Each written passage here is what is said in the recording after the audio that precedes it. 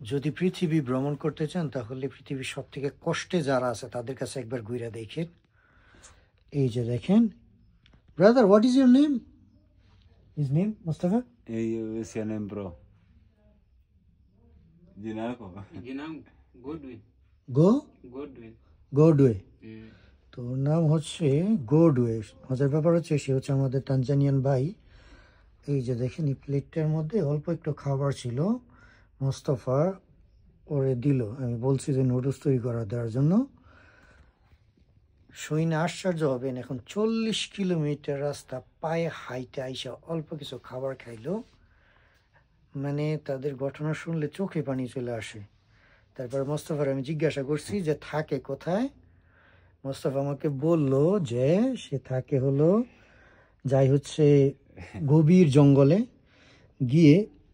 War is the charcoal Mustafa? No charcoal. ও finish. Yeah. এই যে দেখতেছেন যে এই যে রান্না করার যে স্টোভ, এই স্টোভের মধ্যে হচ্ছে এক ধরনের কালো কয়লার মতো দেওয়া হয়, যেটা হচ্ছে কাঠ দিয়ে তৈরি করে। ওই কয়লা সে তৈরি করে হচ্ছে জঙ্গল থেকে গাছ কাইটা।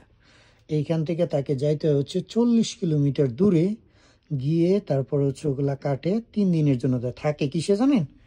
এই যে ব্যাগগুলো দেখতেছেন যে প্লাস্টিকের, এগুলা সাথে নিয়ে যায় গিয়া গাছের মধ্যে। এগুলা বড় যে এই যে ব্যাগগুলি আছে এগুলা বাইদা এটার ভিতরে, মানে এটা নিচে, মানে উপরে একটা ছাদ করবে, মাটিতে শুয়ে থাকবে।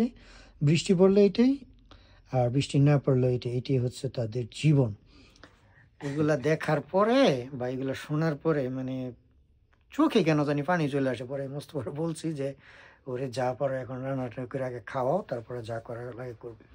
তো পৃথিবীতে মানুষ এইরকমও চলাচল করে। আল্লাহু আকবার।